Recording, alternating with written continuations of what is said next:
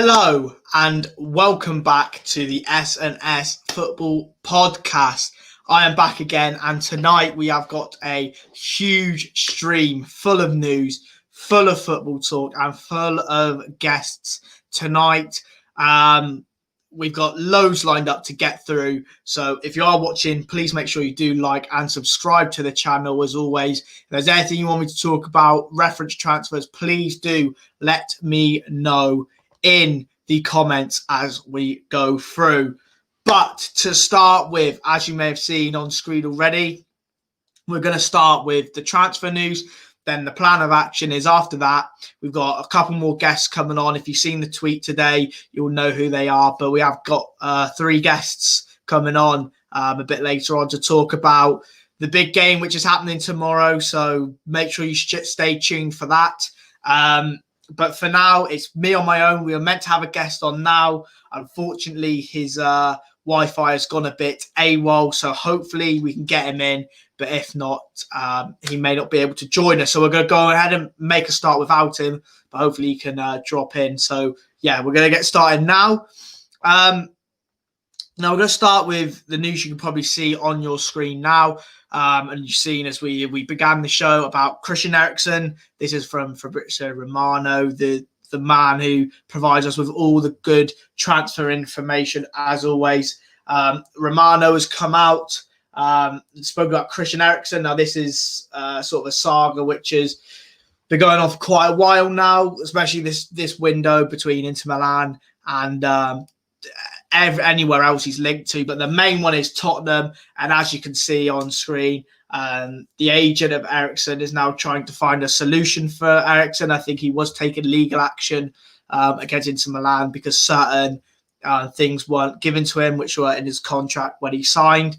But now, regarding Tottenham, Mourinho would like to have him back at Spurs on loan, but his salary, which is 7.5 million euros a season after taxes, is the main issue. No advance talks yet with Tottenham, but Eriksen hopes to come back to the Premier League. And this is a deal which I think could go on for a long period of time. I think there's so many places he could have ended up at. Arsenal, West Ham, Tottenham obviously being one as well. So I think Tottenham's going to be the one he does end up at should he move, and I think he will move in January, and I think he will go back to Tottenham, which will be something incredible. I don't think we would have expected that. So, yeah, Christian Eriksen back to Tottenham could be happening very soon. We love to see it. A sensational return to the Premier League for him. So, yeah, if he comes back, which I think is very likely he will, Tottenham fans, you have to let me know. Would you be happy with Eriksen being back at Tottenham?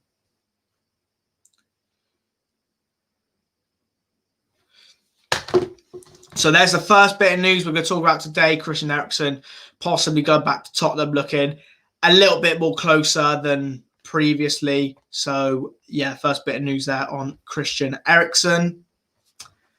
More Tottenham news, but this is on possibly an outgoing. As you will see it on screen in a minute, it is regarding Dele Alli. And Mourinho's answer about Dele Alli is, I'm not ready to make public my vision of this situation about a loan move for Dele. Jose knows that Dele wants to go, he wants to play, and PSG are pushing to sign him on loan, as reported yesterday, but Tottenham are not convinced at the moment. So Pochettino being at PSG, huge pull for Ali, previous manager, obviously just signed as PSG's new manager. Dele Alli not getting much football, so he looks like he could be on his way out of Tottenham, and PSG could be the destination he goes to, but I think this move is very difficult, according to Romano. So it'll be interesting to see whether Ali does push for a move, but he does respect Tottenham at the same time. So, yeah, keep an eye out on this one for Dele Alli, because I think him and Eriksen could switch places and Eriksen come in and Ali be on the way out of Tottenham. Who would have thought that when Eriksen left a year ago? So more Tottenham news there on Dele Alli and PSG. So look, there's a lot of Tottenham news, especially regarding Eriksen, regarding Ali. There's so much to get through, but we're going to go to the red half of London, which is obviously Arsenal, and more news which come out over the past 24 hours regarding Mesut Ozil. Mesut Ozil is finally leaving Arsenal, and this is from David Ornstein.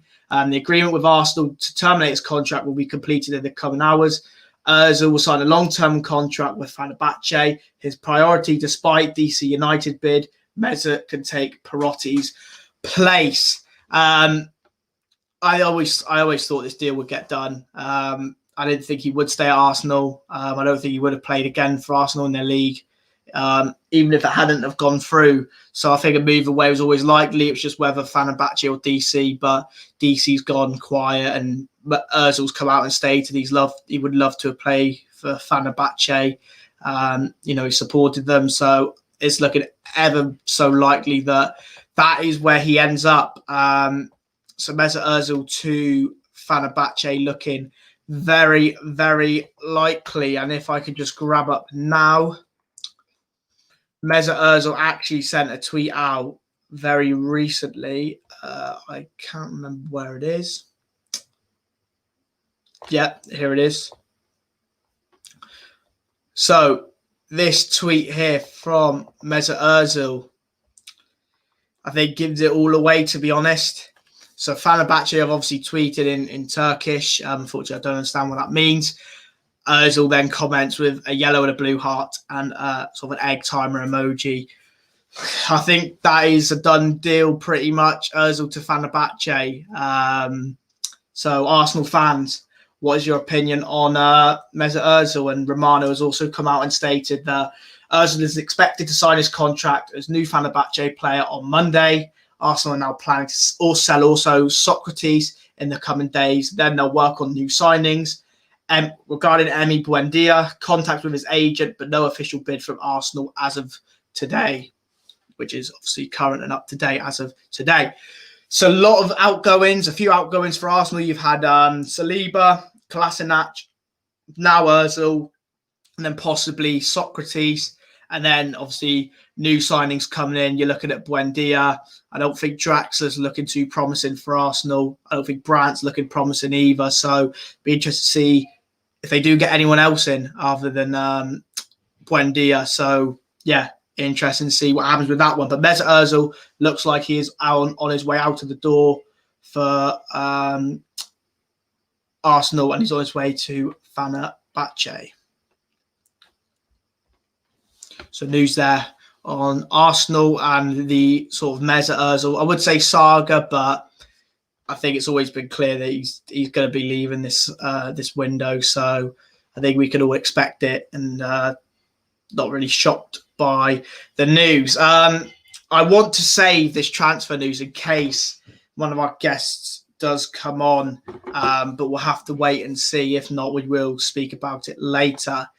More Tottenham news again. If you're a Tottenham fan, you got a lot of news coming in here about deals. This is regarding Eric Lamela. Lamela is not planning to leave Tottenham. He had good times in Italy, and he's always so appreciated by Serie A clubs, but he's totally focused on Spurs as of today, and Tottenham won't let him go. So any news about Lamela possibly leaving, I don't think it's going to happen. Romano coming out and sort of putting the rumours to bed and saying that he will not leave. And looks like he's staying in London and with Tottenham. So Eric Lamela is not leaving Tottenham this window as of yet, and I don't think Tottenham are going to let him go either. So more Tottenham news. If you're a Tottenham fan, it's popping off for you right now. Unbelievable. This news as well, we got Hendricks to Spartak Moscow from PSV.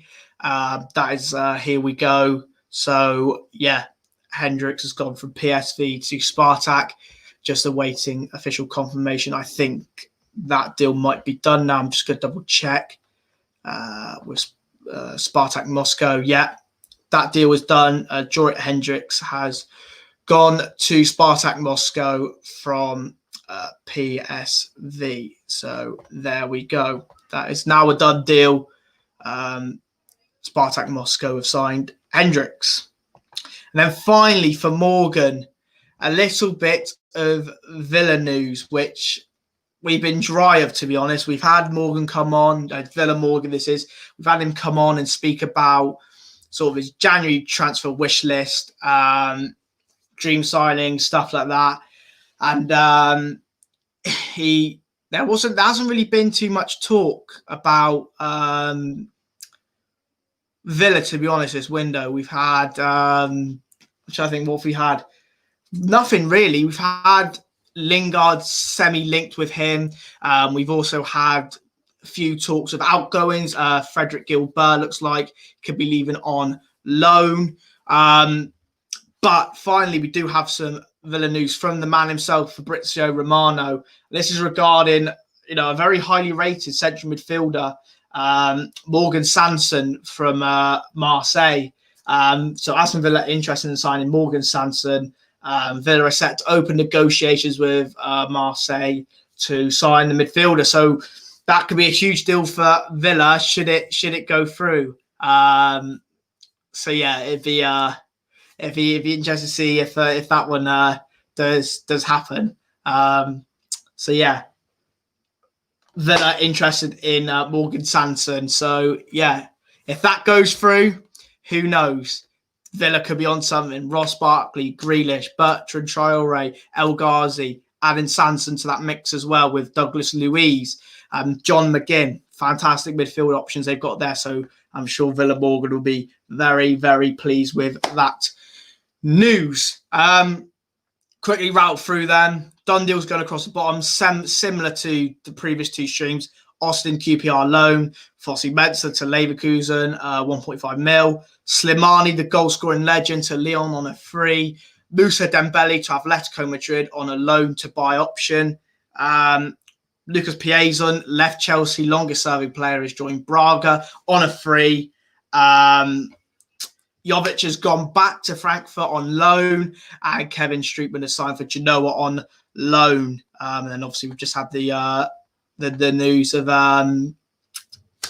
Hendrick signing for PSV, but I think that was done, I'm just trying to think, 20 odd minutes ago. So yeah, I think that was done 20 minutes ago. So I wouldn't really call that breaking news. We weren't really live then. So yeah, unfortunately, no breaking news on that one or any breaking news yet. But of course, if anything does come in whilst we are live, we will, of course, let you know on stream. If you are watching, like, subscribe, follow the Twitter. All the transfer news is on there when we're not live. So please give that a follow. It'll also let you know when we do go live. So please follow the Twitter.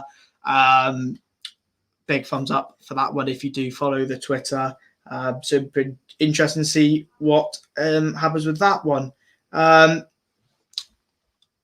We sort of have breaking news here. I'm not too sure if it's new breaking news, but we shall check in a minute anyways.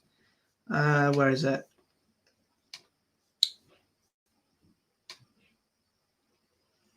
All right, well, it's come out 42 seconds ago, so that it is breaking news. So we shall grab it up for you so you can see what I'm seeing as well.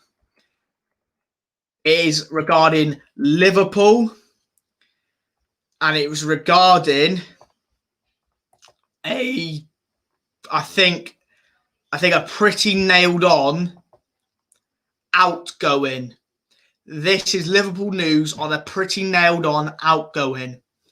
So this Liverpool news is regarding the man probably most people have heard about this January, and the one we have spoken about this January, Gini Wijnaldum. And Gini Wijnaldum has decided he will leave Liverpool for Barcelona. The midfielder has rejected his last contract offer and will join the Spanish Giants for free in the summer. There you go, Liverpool fans. Gini Wijnaldum is apparently leaving Liverpool and joining Barcelona, where Ronald Koeman is obviously manager. Managed them in the Dutch national team as well. So he looks Barcelona bound. So Liverpool fans, let us know, and I'm sure we will cover this topic as well a bit later on when certain guests does come on. So yeah, Liverpool fans, if you are watching, or any football fans, let us know what you make of this. Is this a good move for Wijnaldum? But Barcelona getting a good player here for free. This is obviously the breaking news, so please do let us know.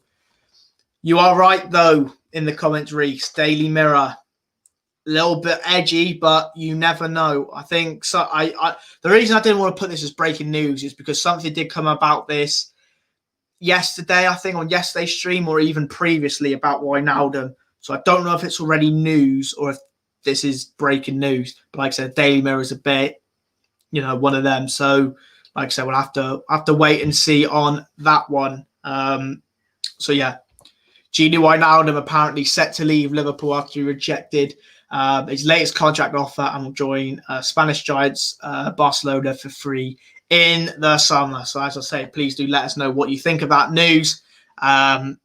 So yeah, please do let us know what you think of that. So we will move on, as always, to see what else has happened today, because there's been a lot of news that's happened today. Let's have a look.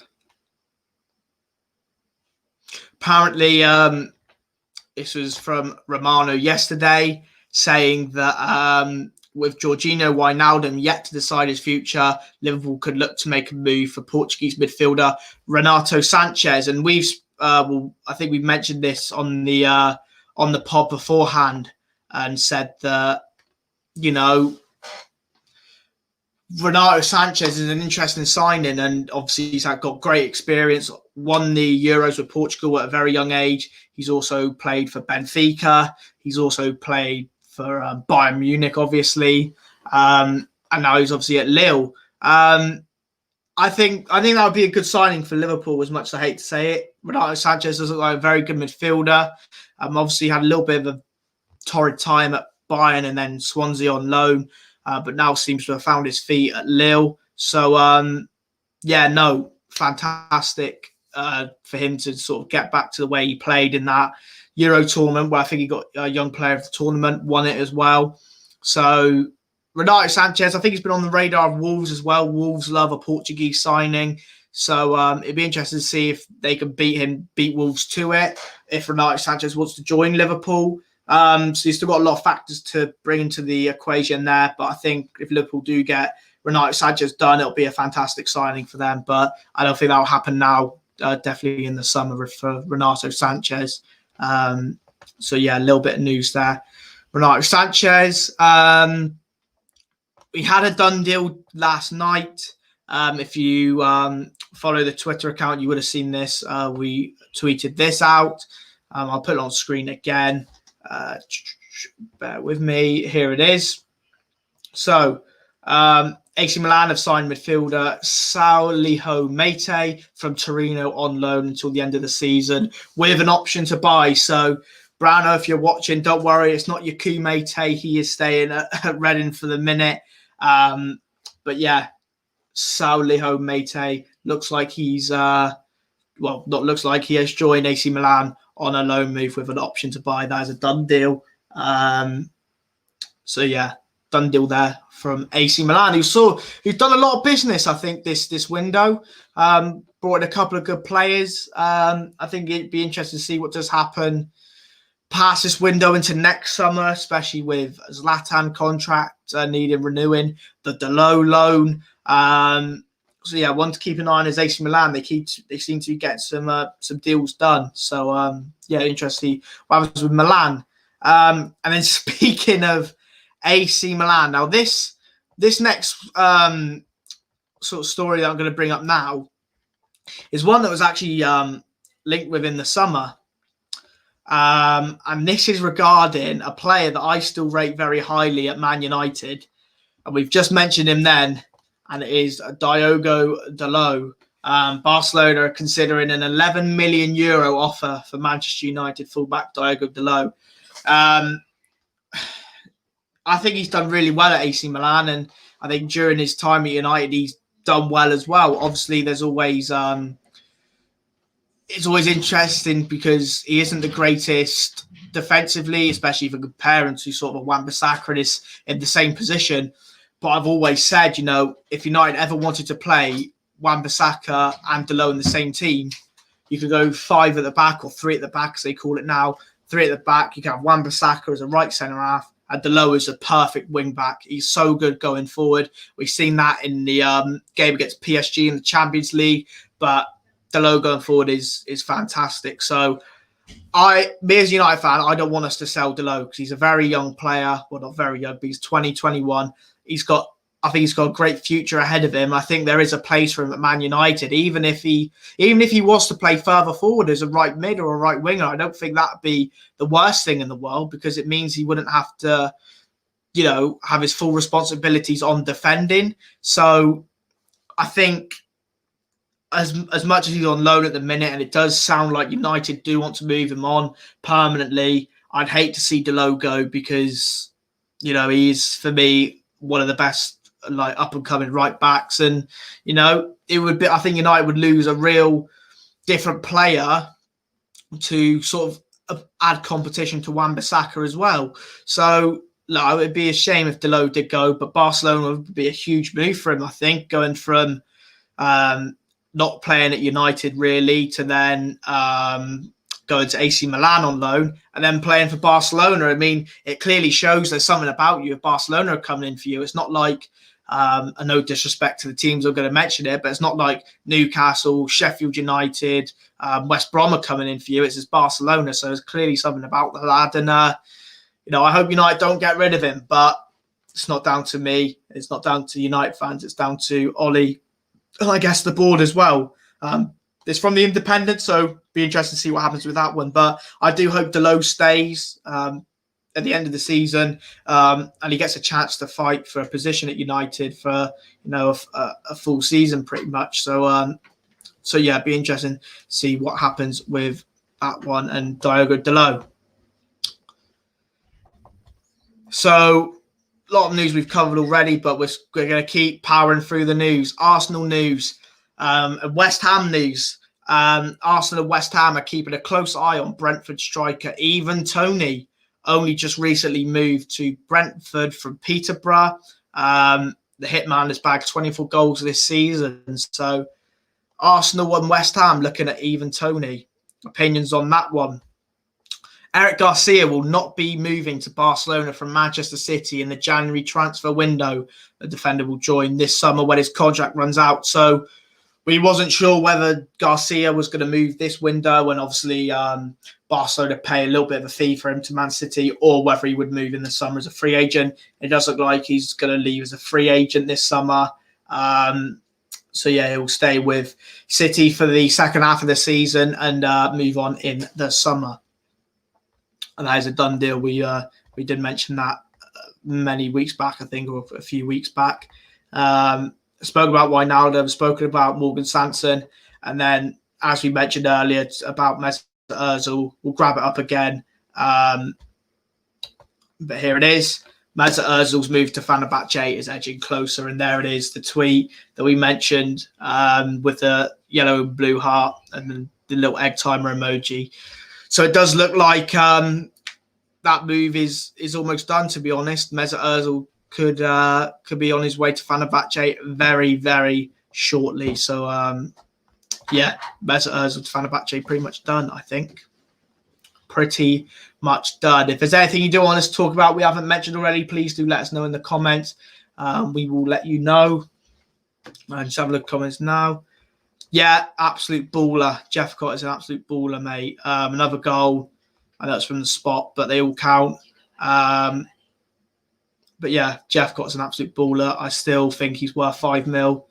And this is for a League One player, but I think he's that good. He's worth 5 mil. If any team was to come in for him this sort of January, even the summer, 5 mil, I wouldn't accept anything less, to be honest. But he's not going in January anyway, so that's a good thing. Tony's only scored 16, I swear. Well, you might be right, Toby lad, but according to According to the Express, he scored 24. Unless that's in all competitions. You may want to research that one and get back to us. But yeah, apparently he scored 24, mate. Apparently it's so 24, mate.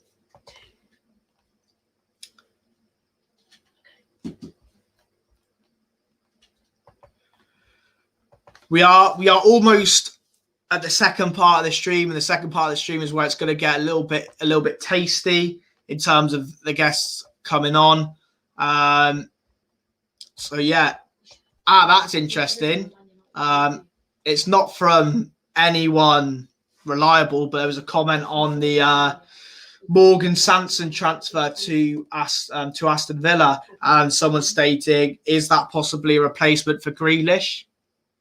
I don't think so. I don't think they're looking that far ahead yet, because I think it's difficult with Grealish because I think they're aware a big club is going to come in for him.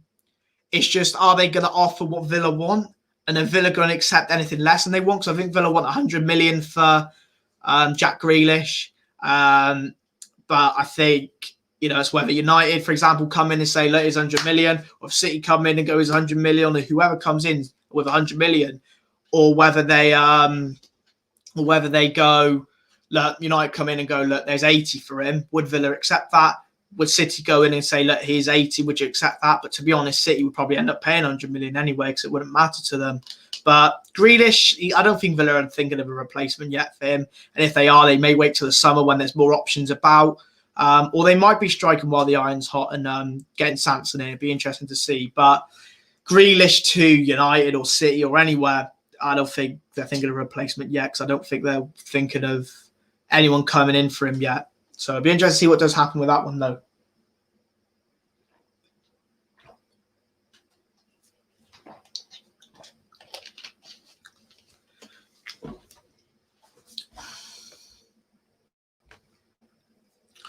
It says on Trusty Footmob, he's got 16 and 22.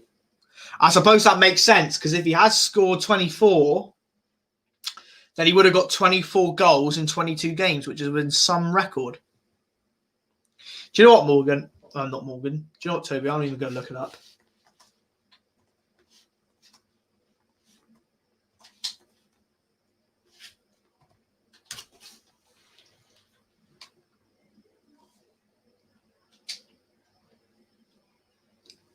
Yeah, he's got 16 goals, so I don't know where they got that from.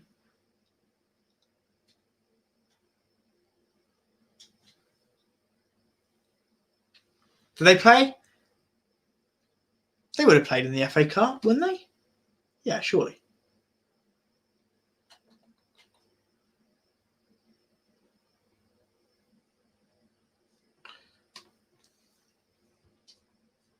Yeah, it says he's got 16 goals, 4 assists this season. We'll just double check that. Because if he is scoring if he scored 24 goals in 22 games, fair play. Yeah, 16 goals, 4 assists. He hasn't scored in the League Cup this year. So he played in the FA Cup this year and scored? No, he wasn't even in the squad, and they lost. Yeah. Yeah, no, it's 16 goals. You're right, mate. Fair play. Big shout out to Toby. Got it spot on with the goal contribution there from Even Tony, formerly of Newcastle.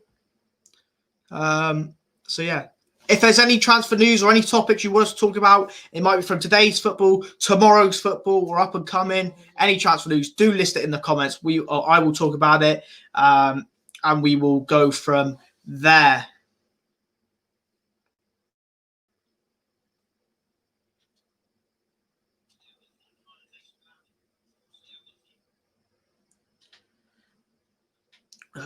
Just bear with me.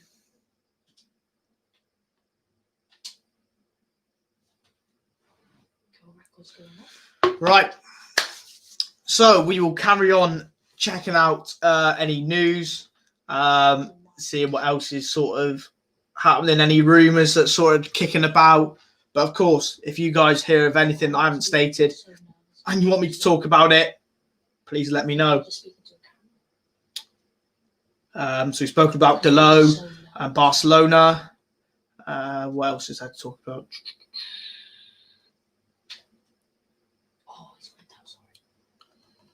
Eric Garcia, Ericsson again, Eric Garcia. Pochettino is now the highest paid PSG coach, earning €940,000 before tax every month. So there you go, a little insight into Pochettino.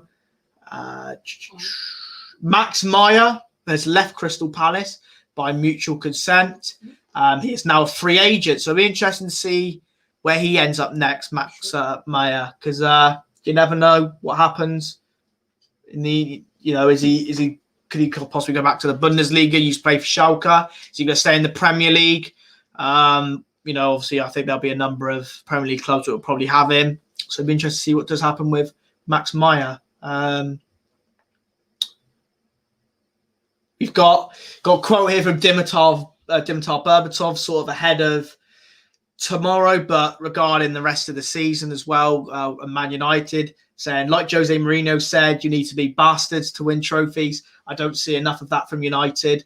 Pogba, Fernandes, Maguire, they aren't as scary as Keane, Cantona and Rooney were. I don't think he's wrong, to be honest. I think if you've got Keane, Cantona and Rooney running it, you should be scared. I think Fernandes might chin you, but Pogba and Maguire may not. So yeah, no, I think he's not too wrong there. I don't think he's too wrong at all. More Dele Alli news. We've spoken about that, and we spoke about Gareth Bale yesterday. So not too much coming in terms of the transfer front. So yeah, be interested to see what happens. Did you watch the Greens earlier? Any thoughts? I didn't watch the Greens. I did not pay iFollow to watch any of the Greens. So I don't really have any thoughts. I guess it's a good point. Better than losing.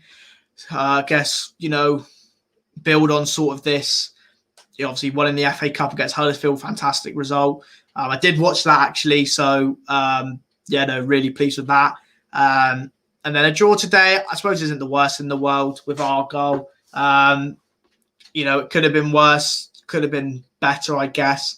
But, at the end of the day, as long as they don't lose, they keep picking up points and, go on a little bit of a run now because they've been on a bit of a route, So they just got to keep winning and picking up points and, doing all they can to see how high up the table they can finish. But, I didn't watch it, mate, unfortunately. I know Camera got sent off. I was a little bit gutted at that. But hey-oh, Crewe are 10th now. So it's not a bad point, especially we were winning. Obviously, I think Ryan Lowe would like to see out the game and, really get the 3 points. But hey-oh, it is what it is, isn't it? And, we'll have to see what happens. But I think Argyle, at the beginning of the season, we were all thinking playoffs is in sight here. Could really push for them. But I think now it's more looking like, we'll take mid-table. If we finish a little bit below mid-table, it doesn't matter. If we finish a little bit higher, fantastic. I don't think we're going to be up thereabouts. But you never know. You never know with Argyle when, if we kick on the second half of the season and if we have a sort of similar form to what we did in the first half of last season, we could be doing good. So we'll have to see what happens with sort of this second half of the season with Argyle. But good point today. Good point for the Greens today, in my opinion. No news about Ronaldo coming back to Man United. No news.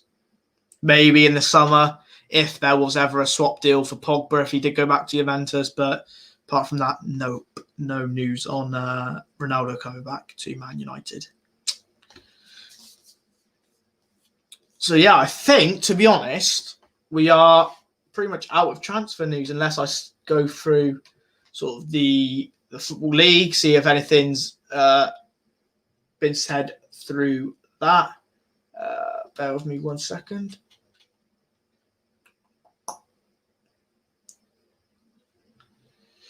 What have we got here?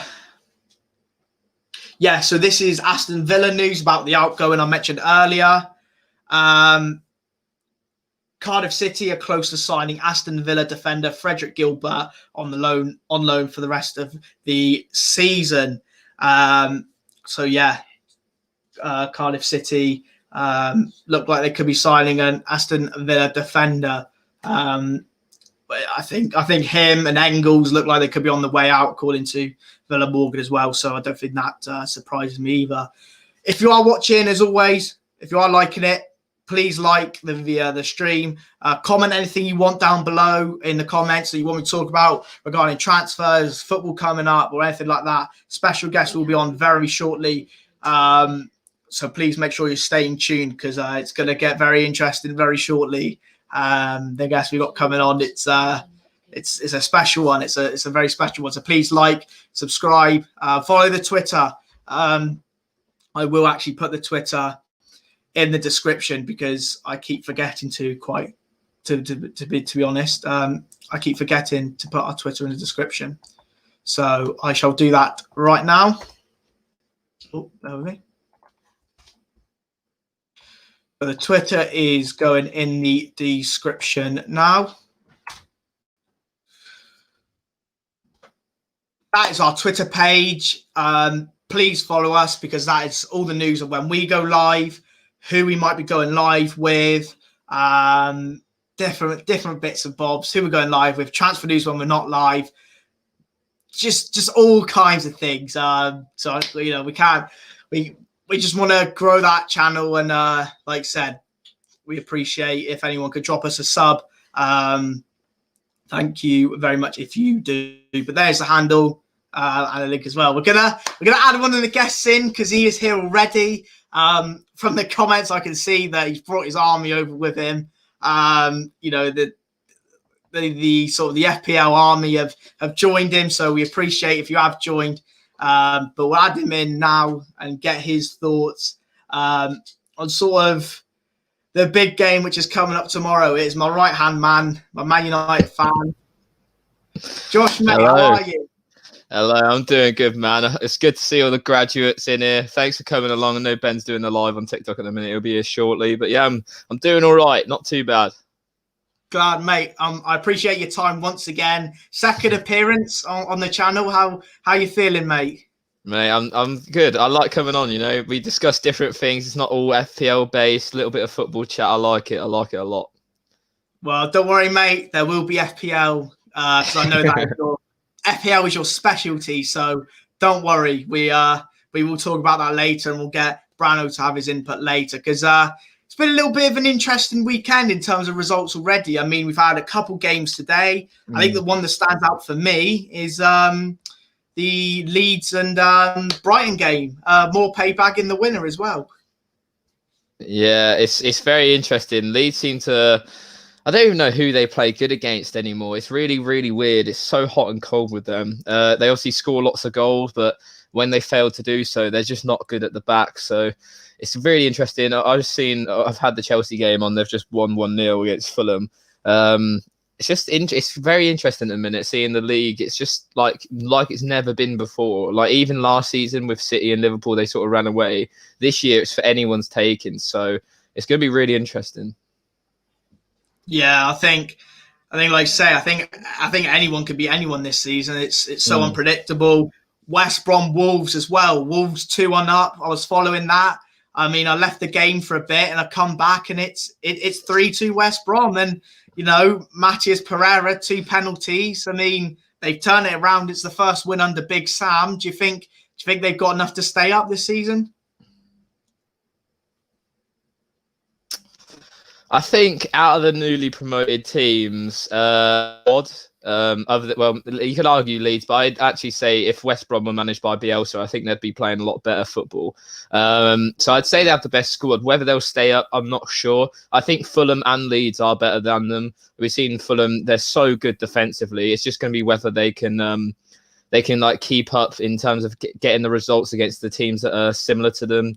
Unlucky today not to get a point at least, especially down to 10 men against Chelsea. Chelsea had a lot of chances that they just missed. So it's interesting. I think for relegation-wise, I could definitely see maybe Brighton going down. They just don't look anything of what they used to. So we'll have to wait and see.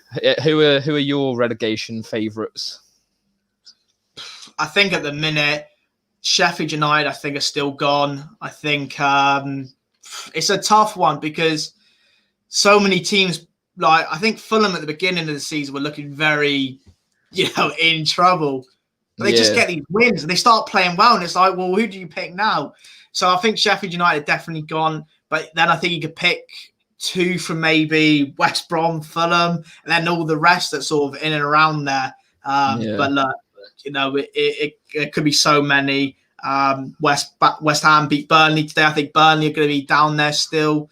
They're on 16. They're just 4 points ahead of Fulham, I think. Yeah, there's a lot of teams down there. A lot of teams down there, mate. The comments have been flying in from your army. We've had so many coming in. So, Charlie, 21 isn't coming. 21 isn't coming, apparently. Well, we'll have to wait and see on that one.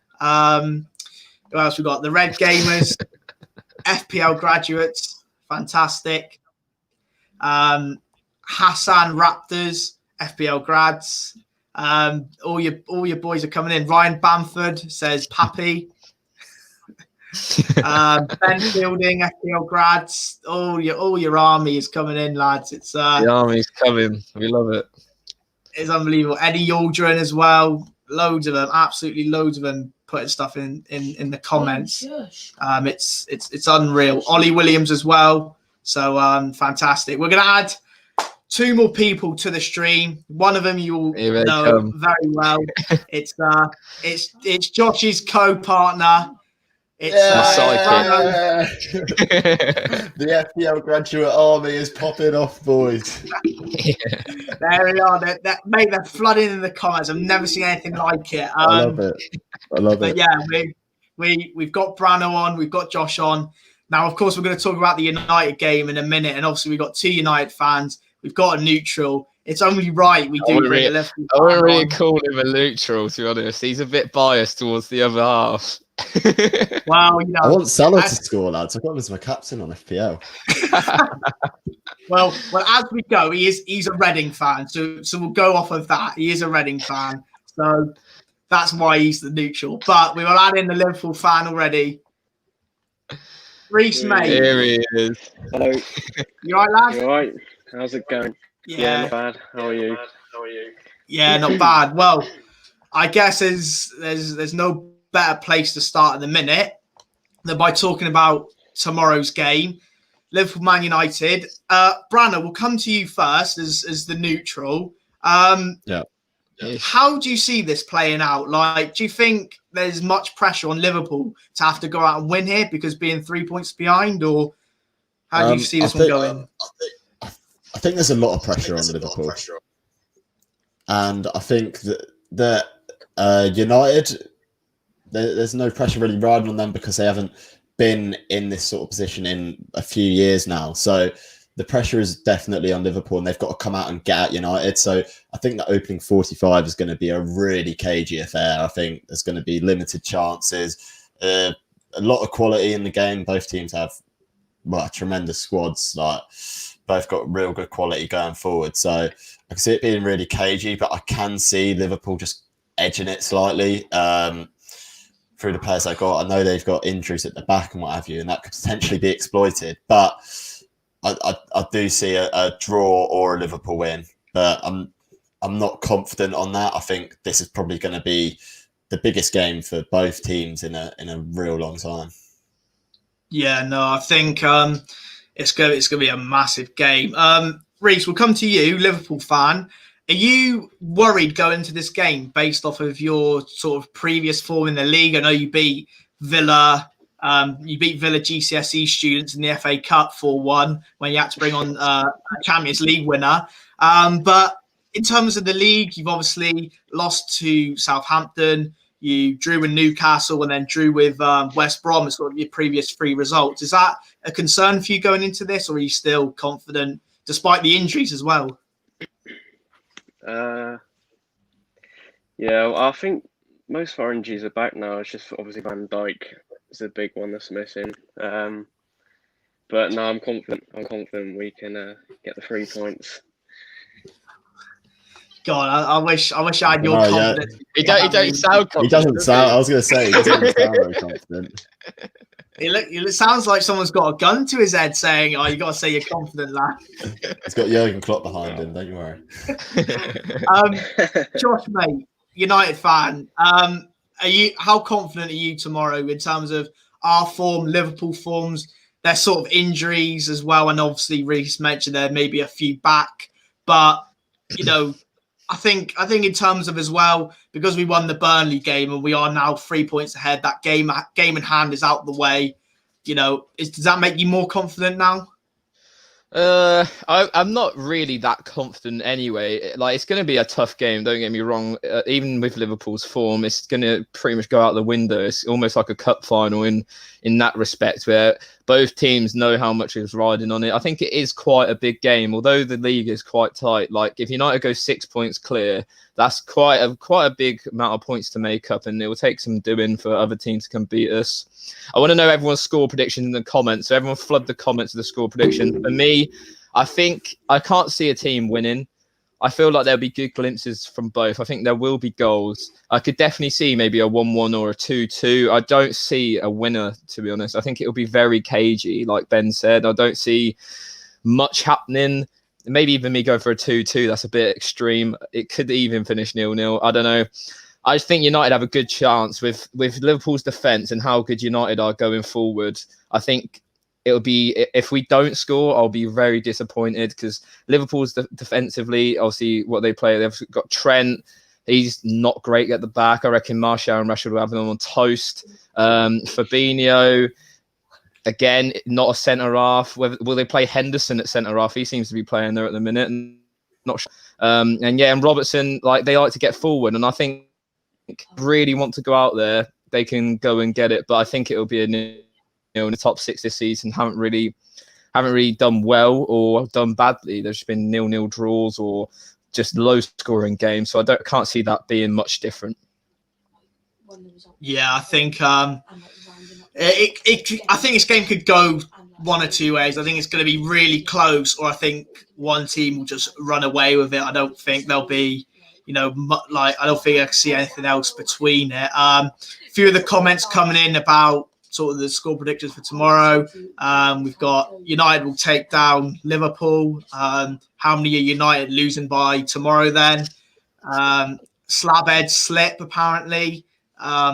Play Jones the GOAT and you'll get ripped to shreds. We've got 1-0 United, 2-2, 3-1 Liverpool. Thiago 30-yard screamer, 2-1 Liverpool, Mo Salah 90th minute again, and then Bruno penalty in the 95th minute. I think that would be fantastic.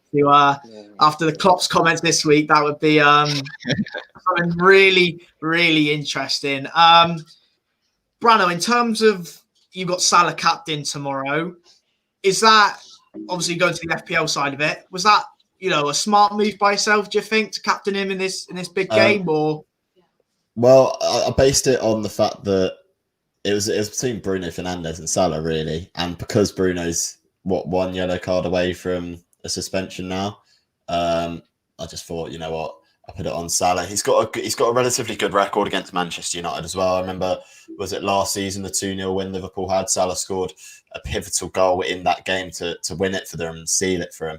So that's the reason I went with Salah in that regard. But it's one of them ones where I'm not expecting either of them to really return. And as I said, it's going to be a cagey opening sort of half an hour.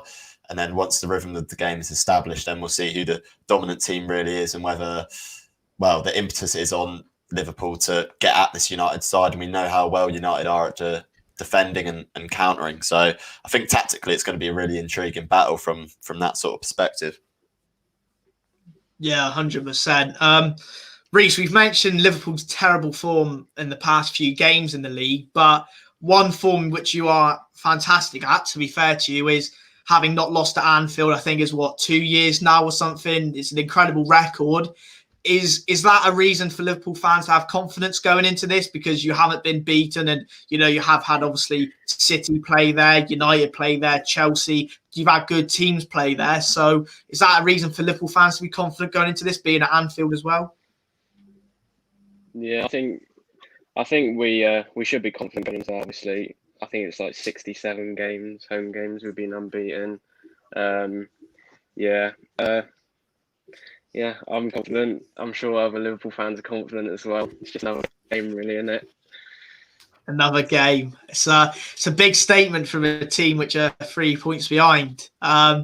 So being 3 points behind then, Reece, do you think Liverpool will go for this more, or just play the game out how it usually is and think, well, we can always catch them later on down the line in the league. We don't have to go all out for a win here if, you could throw it away. No, I think we should go for the win. There's no reason why we shouldn't. There's no point turning up just to get a result, get a draw or something. It's not really how we play, but I think go for the win and see what happens. Go for the win. I think both teams have to in this game, to be honest. I think, like I said, we'll go around and get score predictions in a minute from it. But I think, Josh, coming back to you, obviously Bruno Fernandes will be the star man to probably look out for in this game. Everything seems to go through him, apart from the Burnley game where he had a bit of a quiet night, but was still had a couple of shots on target and stuff. Is he the man to look out for, or is it now Paul Pogba who seems to be, coming into some hot form at the minute? Yeah, it's going to be interesting to see how Ollie lines up, to be fair. I can see him probably fielding the 2 CDMs that he's loved doing throughout the whole of the season with either Matic and Fred or McTominay and Fred or something like that. But in all honesty, I think especially against Liverpool, where they don't really have any good creative midfielders, it's usually just one long ball from Henderson that really gets them going. I think in this sort of game, it's got he needs to play Pogba. Pogba's playing unbelievable right now. You could argue he's played better than Bruno in probably the past month or so, since he's come back into the team. I think we should still play with Martial, Rashford, and Cavani. I think when we play with all 3 of those, we look so much more dangerous, and you feel a bit more confident that goals could pretty much come from anywhere. And even when Bruno doesn't, what you said, doesn't score, get an assist, he got the pass to the assist for Rashford's cross. Still, everything goes through him, really. And it's more about his work rate. He just sets a precedent for the rest of the team. You see him, he runs back, he tracks back, he does all the dirty work. He's such a good leader, and in my eyes, he's just as much a captain as Harry Maguire is.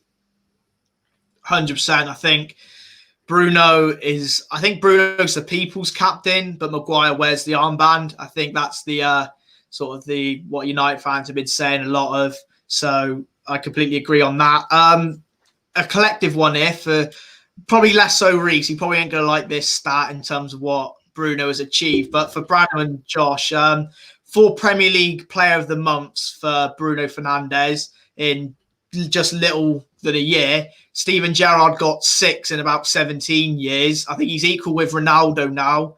Some achievement, isn't it? It is a really incredible achievement. He's hit the ground running really well. And I think after this season, the question will be how well can Fernandes sustain that sort of form, because you see with Kevin De Bruyne last season, he was in a sort of similar vein of form to Fernandes at similar points in the season. So it's whether he's going to be able to sustain it like De Bruyne has over the past few seasons, and whether he can almost implement a sort of legacy going forward for his career, I guess. But it's mad how many player of the months he's got, really. He's had about 700 different FIFA cards at the time of recording. So unreal. Josh, thoughts on it? Bruno Fernandes, 4 Player of the Month? Yeah, don't get me wrong. It is an achievement. It's something to look at, but I don't think it's anything in the grand scheme of things. And I think he'll think that too. We see him every time, like we're in a trophy hunt, or like when we got knocked out of the Champions League and the Carabao Cup. Like he is so frustrated. Like you can just see he's a winner. He just wants to win all the time. And I think hopefully this season should be a season where we can pick up a trophy, whether that be the Premier League, FA Cup, Europa League, whatever it is. I think this is definitely one of those seasons where we can get some silverware. I think in terms of the league for United, I just don't think we're there just yet. I think we're like 1 or 2 players away. I can't see us mounting the title challenge like sustainably throughout the rest of the season, because I think although our team and our squad is quite deep, I don't think it's got the quality of the likes of like Man City's squad. Like they have literally about 6 centre backs that could start in anyone's team in the league. So I don't think we're at that sort of level, but I think we can definitely push on. And I think the achievement for Bruno personally just goes to show how much of a quality player he is and how much he's always overlooked and has been throughout his whole career. And I think that's just a nice little achievement for him. Yeah, agree. Reece, we'll come to you in a minute. Speak about Liverpool, sort of who to look out for in the game tomorrow. Obviously, we've got the obvious names that stand out. But before we do so, a couple of interesting points here. We've got Hassan Raptors has said Bruno, top 5 player in the world. Is that true or is that complete rubbish? Reece, we'll come to you first. Probably as a Liverpool fan, I can imagine your response, but we will open it to Brano, who's a bit more neutral in a minute. Absolutely not. I think you could name 5 players that are better than Bruno, I reckon. Messi, Ronaldo, Haaland, Mane, Salah. Henderson's better than him. Rack Henderson at attacking midfield, I reckon he could do a job picking passes. That's what Bruno's known for. Well, Brano on that bombshell, Henderson could do a better job than Bruno at attacking midfield. I mean, I'm not really sure what to say about that. I made a interesting prediction about this. It's interesting you brought it up, top 5 players in the world, because I made an interesting prediction on WD Sports on their TikTok, and I predicted that in 2021, Fernandes is going to be top 3 for the Ballon d'Or. Is what I predicted, and you just look at his form from where he's come in, and he's come in to Manchester United in a set of really congested fixtures, and then it's got to the end of the season, he's had no break and he's just carried on. That, like, you can't not look at that and think, wow, that is pretty crazy. I was seeing earlier as well, if he continues how he is, I think he's going to get something like 25 goals and 16 assists at this rate that he's going for the season. So top 5 players in the world at the moment, I can't really argue with that at the moment. Haaland's obviously in a really rich vein of form and arguably better than Bruno at this current moment in time based on form. But Fernandes as an overall player, he's been phenomenal this season and can't argue against him being in and amongst the conversation for top 5 in the world. I think Bruno's got now, I think it's 33 goal involvements in about 32 games. If he's not in the top 5 players in the world, or if he's not in the top 3 for the Ballon d'Or, what does he have to do to get in there? Like, from an individual perspective, obviously it could be, to win a trophy with Man United, or whatever that trophy may be. But as an individual, in terms of the numbers he's putting up, what more does he have to do to get into that conversation? It's a difficult one, because you look at what players have done, and I'd have to say, at this point, maybe a Premier League trophy. I think that would probably tip him for potentially even winning the whole thing. If he put United in the position to win the Premier League, as he's done so far, he's put them in the race almost single-handedly, if you like. I know it's probably a bit disrespectful to the other players around in that United team, but without him, United aren't in the position that they're currently in, and they aren't in as strong a position going to Anfield as they are. I think if you don't have Fernandes in that team, I wouldn't say you're dropping as low as what Arsenal have been doing, struggling, but you're looking at something sort of almost similar to that without him in your team. Yeah, no, I completely agree. He's one of them players which has come in and completely transformed the team. And I think we could all agree that's sort of the player Arsenal are looking for now. That sort of attacking midfielder to really push them on and create some good chances for Aubameyang, but for also Smith Rowe and the other players. Reece, we'll come to you, mate. We'll keep hush on United for the minute now. Who do United have to look out for tomorrow? The obvious names, obviously, Salah, Mane, Firmino, all the firepower you got up front. But in terms of your defence, do you know who you could start with in defence? Is it going to be Henderson and Fabinho, or is it something different? Who should we be looking out for to play, a real man of the match performance tomorrow against us? Well, I reckon it'll be interesting to see if Thiago starts, because obviously it'll be his first game at Anfield for us. So it'll be interesting to see what he can do against the top 6 team. I reckon I'm not sure about defence, to be honest, because he's been playing around with it recently, playing Henderson back with Fabinho. Obviously you got Nat Phillips, who personally I don't rate a lot.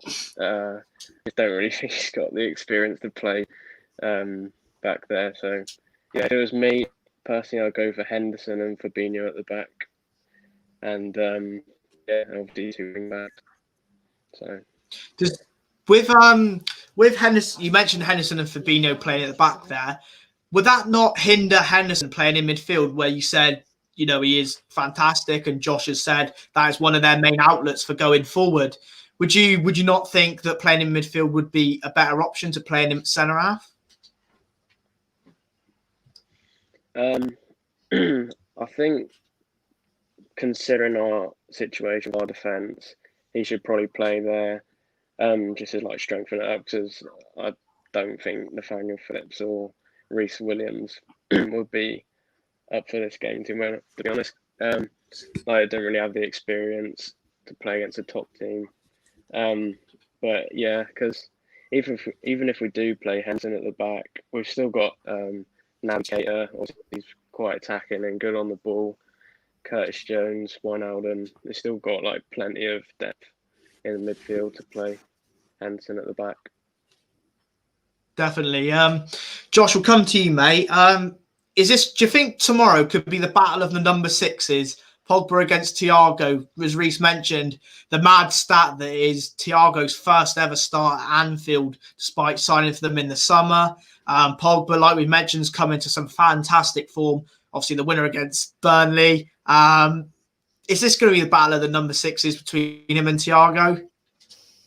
I don't think it will be that deep, to be honest. I think since Thiago's come in, he hasn't really put a threshold down. He came on the second half against Chelsea. He looked good, but that was against a 10-man Chelsea. I think other than that, he's looked pretty. Just not the player that Liverpool need in that midfield, in my opinion. I think if they play Jordan Henderson and Fabinho at centre back, Man United will win the game without a shadow of a doubt. Their defensive awareness will not be good enough, especially if we're playing Cavani there. He'll just run right with the runs that he makes. Likewise with Trent, I can see Rashford and Martial running at him and him not knowing what to do. He's so poor defensively. So I think that's the one positive, and one thing that I am confident about is that if they do line up with this makeshift whatever defense and Henderson doesn't play in midfield, I think they'll be in for a bit of trouble, because I think even with Henderson in midfield and say, I don't know, one of the kids, Phillips or Williams, playing at centre half, I think they've looked much better. When Henderson and Fabinho played at centre half, they lost to Southampton. So if you want that centre back partnership playing, that's down to them. But for me, I think Pogba just will run the show against Thiago. I don't think there's any comparison there. Thiago's not built for the Premier League, in my opinion. He's much more of a La Liga or a Bundesliga kind of player, where he gets a lot of the ball. Liverpool recently haven't had as much of the ball as they usually do, and I don't think dominating possession's really going to hurt Man United, because we're so used to playing against teams like that. Yeah, I think it's interesting what you say about Thiago, because to be fair, a couple of times when I've watched Liverpool, I watched a bit of the Newcastle game and I watched a bit of the Southampton game recently. And to be fair, I thought Thiago was fantastic for Liverpool. Obviously, I know they didn't win the games, but like you mentioned, he played well in them scenarios because the teams did sit back and allow Liverpool a lot of time on the ball. And I think his passing range and his vision is something exceptional. I mean, some of the passes he does pull out is fantastic, but like you said, it's that team of back. No, I just don't think. Like I think he is a class player. Don't get me wrong. Like, I'm not saying Thiago's rubbish. Like, that's not what I'm trying to get here. It's just I'm trying to say, like, he isn't the player for Liverpool because he makes those sort of passes. But what comes of it? Like, they've drawn with Newcastle, they've lost to Southampton in those games. Like, I just don't think he fits what the system Liverpool have. I think he's a poor signing, to be honest, in that regard, because they just. Like, we've known Liverpool that they can just run at teams and just constantly overshadow with the pace that they have up front, with the little link-ups they have. I think Liverpool's midfield is probably one of the most underrated midfields, where in the fact they just have a lot of hard-working players. And I don't think Thiago works very hard. I don't think he'll run around the pitch. I don't think he'll do the dog work that Wijnaldum, that Henderson and whoever else plays does. So for me, I just think... Yeah, like, he's a good player, don't get me wrong, like, he's a great player, but I feel like he's best suited for, like, say, if he joined Man City, like, he'd be ridiculous there. 100%. We will tie up sort of the preview for sort of tomorrow's game in a bit, but we'll run through some of the comments. We've got Liverpool aren't on form because they are playing CDMs at centre-back. Do you think Pogba will start tomorrow? I think it'll be an interesting one where if he does start and where he does start, whether that's in a diamond, maybe in one of the centre midfield roles, or if we play, say, a 4-3-3, it's on the left-hand side of maybe, or even on a 4-2-3-1, he plays on the left-hand side. So I think Pogba starting tomorrow could be an interesting one, but I think he does have to start, in my opinion. What else we got here? We had someone saying, Reece, you struggle to name 5 best players in the world. But we'll move on. We'll talk about score predictions tomorrow. So, Reece, we'll come to you first, mate. Obviously, as you said, you are confident. What's your thoughts? Score prediction? I'm going to go for a 2-0 Liverpool. I don't think we're going to concede tomorrow. Clean sheet, have a word. Gee, that's clean sheet. Yeah. No, considering just going back to the defensive conversation, I just remembered that Matip's been back in training this week, so I think he might be contention to start him. So, would you risk him starting? Straight back from injury, straight into training, straight into a game against Man United. I think, personally, yeah, I think he should start. Just could be what we're missing at the minute. So there's no reason why we shouldn't start him. Fair enough. Yeah, looks like stick to my 2-0 clean sheet. 2-0 clean sheet. That's ballsy. I mean, Josh, we'll come to you straight away. Firstly, thoughts on that, and then your score prediction for tomorrow. The only way Liverpool keep a clean sheet tomorrow is if it finishes 0-0, in my opinion. No, not a chance if they're playing their dodgy defence that we're not scoring against them. For me, I'm going to go 1-0, and it's going to be a Bruno Fernandes penalty, and I'm going to shove it right in Klopp's mouth, mate. That's what I'm doing. Mate, I wish. I think that's the dream for all United fans. You know what I want as well? I want it to be not even a penalty. I want it to be a total dive, but they give it. That's what I want. Mate, it'd be unreal. 95th minute, VAR penalty, little hoppity skip jump, and it's in the back of the net. Brano, score predictions for tomorrow. Obviously, we've had Liverpool perspective, United perspective. We'll have a little bit more of a neutral one. Yeah, well, first of all, I just want to say, Josh, your comments on Thiago are crazy. They're crazy. Nah, I think they're justified on his performance so far. I think his performance so far have been relatively good in a Liverpool shirt. What I'm trying to say though is, has anything come of it? Have they won a game from it? Have they scored any goals from it? That's what I'm trying to say. I'd say in that game against Chelsea, granted down to 10 men, but I think he was probably the reason why Liverpool were able to break. I mentioned that. I agree with that, but I just don't think Like, I think they could have a better player than him. I just don't think he fits them. I'm not saying he's a rubbish player. I think he's a class player. Do you know what I mean? I thought, well, obviously on the FPL Graduates channel, me and Josh disagree all the time. I think that for Liverpool, and the problem that they've had is breaking teams down enough in certain games, in certain instances.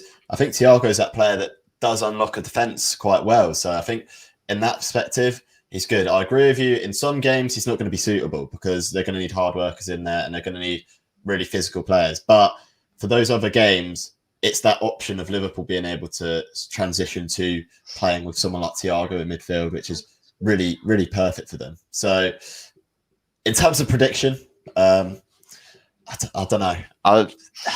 Sitting on the fence, Browno.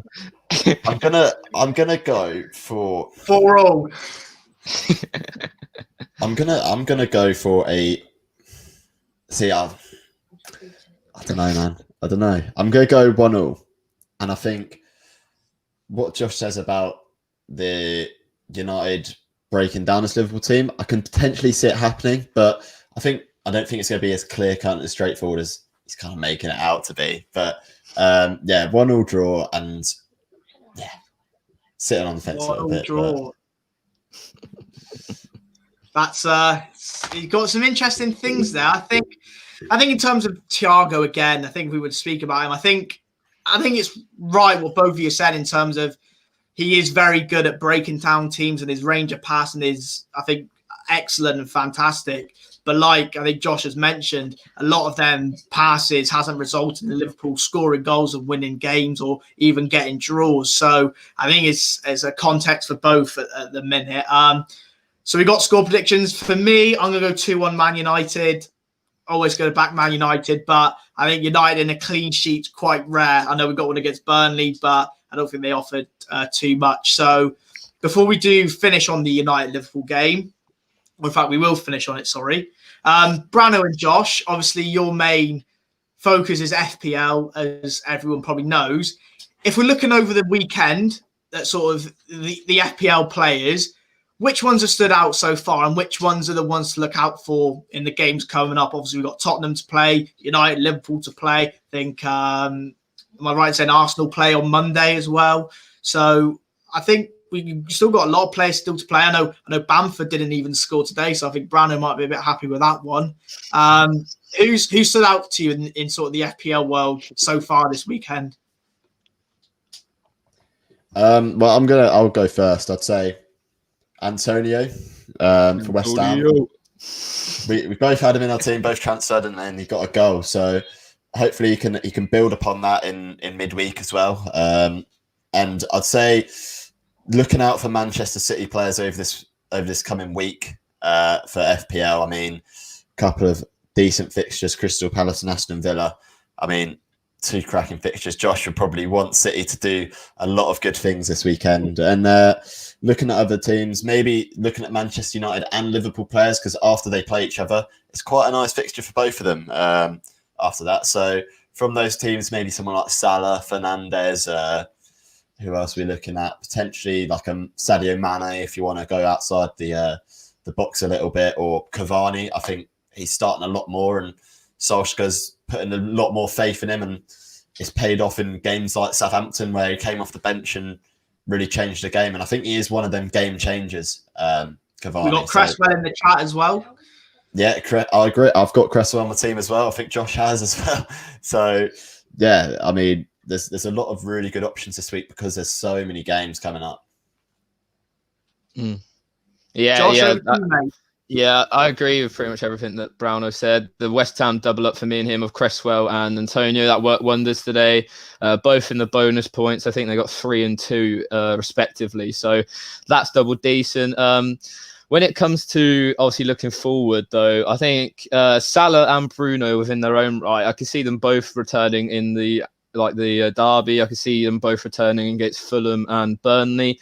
Fulham, I think, will be a very difficult game for United. I don't think it's going to be as clear-cut as most people see Fulham games. Like we've seen today, Chelsea, also a very good team. They even struggled to break down 10-man Fulham. They only scored off like a rebound. They got quite lucky. So where it comes to Fulham, I think they're a very underrated team. Scott Parker is probably one of the best managers at setting up his defence recently, for sure.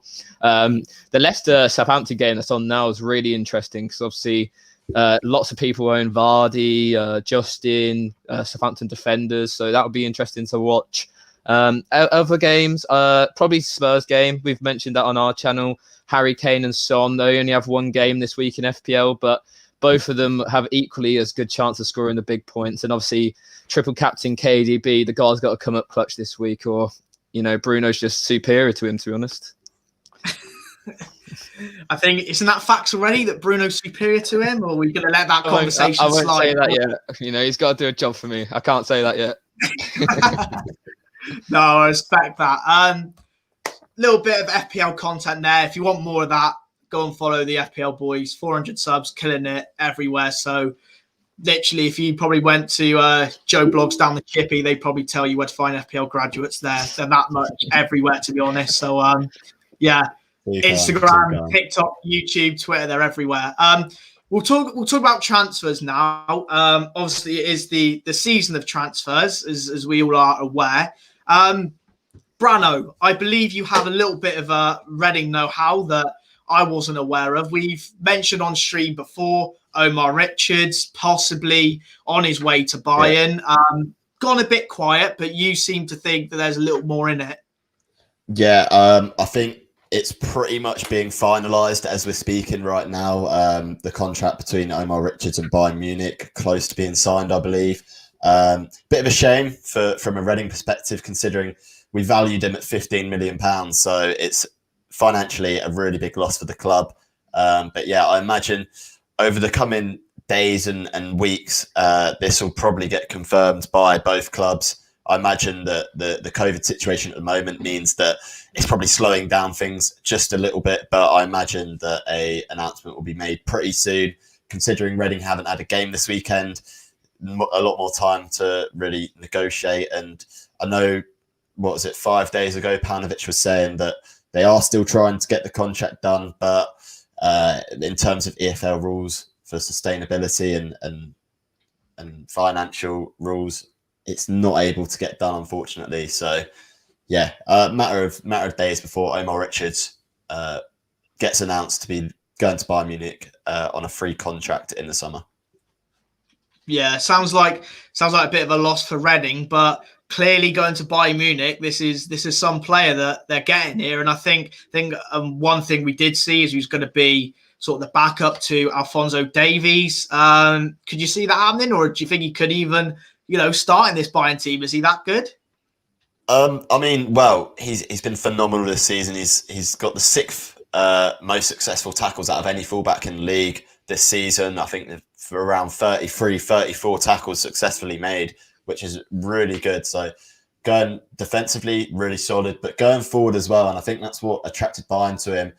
He's one of the most successful dribblers in the league out of everyone, which is crazy to see from a fullback. That is definitely what they're looking for. They're kind of looking at him as maybe a potential replacement to David Alaba, maybe potentially to rival Alphonso Davies, as you said. He could allow Davies to move further up the pitch, as we've seen before. Davies loves attacking, and them two down that left side could be phenomenal. And it is really crazy. We haven't seen academy products like this come and get linked to clubs like Bayern Munich straight away from our club. We've obviously got a grade A academy. It's one of the best in the country, I'd say. And just producing a talent like that, to lose him, obviously it's a bit annoying.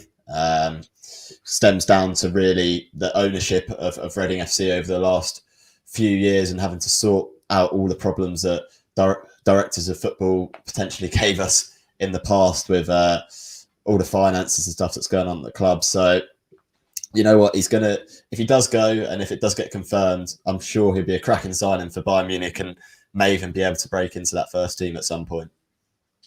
Yeah, sounds like definitely one to look out for in the future as well. And obviously, like I said, going to Bayern, he must be some talent as well. And I'm sure we're going to hear about him very shortly if he does break into that Bayern team. Few comments coming in. We got Mane will return against United. Barnes, Maddison, Justin, who is cracked, and McCarthy playing in the match at the moment for me. And then Ben remembering that Jed Wallace free kick against Reading. I see this guy everywhere. He doesn't leave me alone. Every single TikTok, I see that little Millwall flag in the corner of his TikTok, and every time he's commenting. But you know what? I'll let him have his fun while we're above them in the league. Well, I think that's one way to definitely get back at him. As we're talking of transfers, one of the guests was unable to join us earlier, but he is now here. We are going to add him in. Unfortunately, it's not Carefree Lewis G, but it is another Chelsea fan. Morgan, are you in, mate? I'm here, finally. Yeah, so Took a while. Straight off of Chelsea winning 1-0 against Fulham. One thing we did want to talk to you about, and this is obviously open to everyone else in the stream, Fikayo Tomori to AC Milan is pretty much almost done. Negotiations are now in advanced stage with Chelsea to sign him on loan with a buy option around 30 million euros. AC Milan hope to complete the deal in the coming days. What's your thoughts to that, Morgan? I'm not happy about it. I really rated Tomori when he was playing more regularly at the start of last season. He got injured, and then, as I said last time I was on, he just sort of vanished. And a lot of Chelsea fans thought, he'll come back from his injury and he'll sort of come and play in the EFL Cup games. He'll play with the under-23s, and then he'll be integrated back into the first team. And that just didn't happen. So then there was this rumour, has he had a falling out with Frank Lampard? Has something happened with another member of the coaching staff behind the scenes? Will the COVID situation help him to just regain some of his own personal thoughts and come back stronger this season? He's only played twice in the EFL Cup. Looked good in both games, but wasn't allowed to build on it. So I think going on loan's the best option for him. But for Chelsea, at the back, I don't think going permanently to AC Milan is what we need, because our centre-back options aren't the best. We've got Thiago Silva, who for another season could be at the top level, but won't be there much longer after that. And apart from Zuma, no one else is really of the calibre to go alongside him. Rudiger looked mediocre at best tonight. Christensen's a liability when he's in the side. And then it's Tomori. So I don't see it. I don't see the logic in sending him off to AC Milan. Don't tell Lewis Christensen's liability. He'll come hunting you at 3 a.m. He'll be after you. Yeah. He'll be absolutely after you at 3 a.m. He will not be having it. I'm sure one of us was showing the clip after. The 3 a.m. Christensen hype. Mate, so speaking of centre-backs, we'll move on to Reece. Liverpool looking at one, possibly needing one with the sort of injury to Van Dijk. But as you mentioned, Matip coming back. You've had Fabinho play there. You've got a couple of the young lads. Do you think Liverpool will get one done this window, or do you think they'll leave it till sort of the summer? Because let's face it, you haven't had a bad start to the season. You are still second. It is only 3 points behind us at the minute. You know, it's not the worst start in the world, is it? Considering you have had your main centre-back out injured for a lot of it. No, we haven't had a bad start to the season, but obviously could be a lot better with the results we've had recently. But in my opinion, I don't think we're going to get a centre-back in this window. I'd like to, but I can't see it happening. I've seen we've been linked with the two Leipzig centre-backs, Upamecano and Konate. I've seen could be getting Adam Mittal on loan, but I don't think anything will happen in January. Yeah, and I think a lot of it's gone quiet for Liverpool in the centre half. Like you said, I think the latest news was Upamecano, but that's, gone quiet. Konate as well. Sven Botman was one, but I think that's gone quiet. Militau's interesting as well, as you mentioned. He's been linked with Tottenham on a loan move. So it'd be interesting to see if he does move, because I think that's a deal that a team could do this window. Branna, we'll move to you. Do you see any big deals coming into the Premier League this January? I honestly don't think that any big moves are going to go in. Obviously, deals are going to be affected through all the situation that we got going on at the moment. And I think that's going to be a pivotal part in teams not getting many deals done. I think it's going to be a relatively quiet one, maybe one or two sort of bigger transfers going through. But even at sort of Reading's level, we're struggling to get the players that we want in because they're in countries that that if they come over, they can't physically come into the country. So I think that's going to be the sticking point for a lot of clubs, and we're gonna see through January a lot of clubs really trying to get around the rules that are in place by the government, by the FA, to get these players in, because there are a lot of clubs that need players at the moment. You look at Liverpool, they need a centre back. Arsenal need a creative sort of player. There's a lot of need for a lot of different players, and I think it's going to be a big struggle. Could see a lot more domestic transfers though. Do you think, speaking of Arsenal and an attacking midfielder, Brandt's been linked, but I think that's looking not very possible because I think Witzel's just picked up an injury. They've been linked with Draxler, but I think he's come out and said, or someone's from PSG has said that I don't think he's interested in moving. So do you think Buendia to Arsenal could be a real possibility for them this window? Yeah, I think that'll be the attacking midfielder they're most likely to get. They're already linked to him. I know they've had interest in Elise, but that hasn't really materialised into anything as of yet. So Buendia is probably the perfect player for them to get this window, and I think it will strengthen them in a great way. And kind of, he's a sort of player with a real magic touch. He's one of the better players in the Championship, and he really has a quality end product and can be that one to maybe step into the shoes that Ozil was going to be leaving behind. Yeah, no, 100%. Josh, we'll move to you, mate. But before we do, comments coming in regarding the news about Tomori. As a physio said, he's quite sad about that because he's quality on FIFA. The Red Gamers has said that we've named a quite few centre backs there for Liverpool. He's also said United need Upamecano because Bailly is injury prone. So not only are Liverpool in the market for centre half, but I think United are as well. But do you think it's more of a case of a lot of outgoings happening this window? And then for United, do you think we will get anyone in? Obviously, Diallo come in, but that was agreed in the summer. So I think it's more outgoings really than incomings for United. Yeah, I'd have to agree. We still have Rojo and Jones, so until they go, I don't see much happening, to be honest. Same with Romero. There's just a lot of players that used to be like in and around the team that are just not anymore, and they need to be bringing anyone else in. I must say, since Bailly has come alongside Maguire, we've looked a lot more solid, and I think a lot of United fans are quite.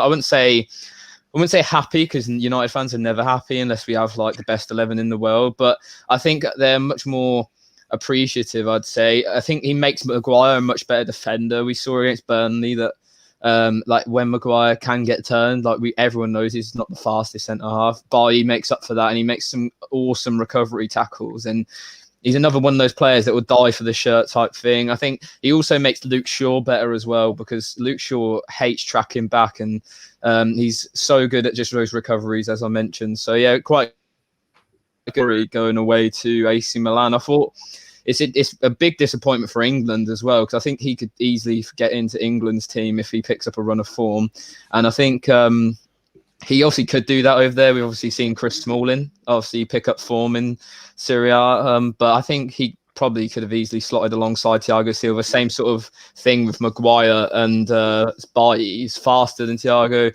There's no doubt about Thiago Silva, and obviously not the fastest anymore. So I think that would have been a good fit, but it is a bit of a shame. Yeah. Whilst we're talking of outgoings, and especially Man United, talk as well with possibly Dalot being off to Barcelona for 11 million euros. That's some move for him, isn't it? Considering he hasn't been playing at United, and then he's on loan at Milan, and then Barcelona apparently linked with him. Yeah, that is quite interesting, because obviously even at AC Milan he hasn't really played too much. So yeah, interesting move. I think although it's Barcelona, I think you got to look at their team, and it's not as good as what it used to be, without a doubt. They obviously brought in Dest recently from Ajax. He looked quite good. But yeah, their team, it's in the rebuilding stage, and I think we'll probably see Messi move in the summer, to be honest. I can't see him staying there for much longer, and we'll see a rejuvenated Barcelona team going into the next couple of years. Yeah, I think the Messi one is one we could probably do a whole stream on and where he ends up. I think there's a number of teams that would want him, but I think there's only a certain amount of teams that could pay him. So looking in the comments again, we got Brandt Arsenal. Let's go. That's class. Rojo to go. Maguire is criminally underrated because it's Lindelof who makes him look bad, and Jones is the GOAT. Yes, we'll leave that one there. Reece, we'll come back to you, mate, and this is sort of open to everyone else as well. Apparently, Wijnaldum has decided he will leave Liverpool for Barcelona. He's rejected the last contract offer and will join Barcelona for free in the summer. Huge loss, Reece, or one that can be easily replaced? And then I guess for the other guys afterwards, is that a good move for Barcelona? I think it is quite sad to see him leave. Obviously, he's had quite a few good moments at Liverpool. Obviously, the one memorable one being the semi-final against Barcelona when he came on half time.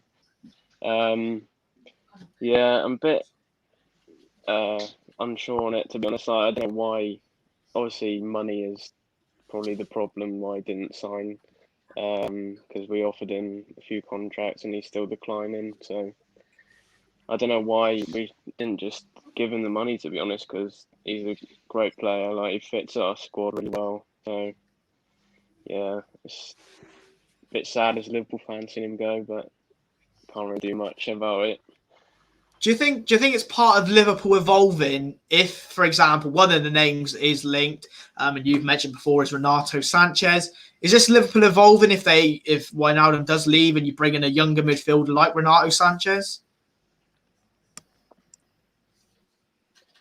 Yeah, I think Renato Sanchez obviously had his nightmare spell at Swansea, but other than that, I think he's a good young player. Obviously, you saw what he did at Benfica and Portugal, with the Portugal team. So I think he is a good player, and he would be a good replacement for Wijnaldum. But whether we get him is another story. Yeah, I think Wolves love a Portuguese signing, so you may have to fend off interest from them. Morgan, Barcelona, is that a good move? Is that the right signing for them?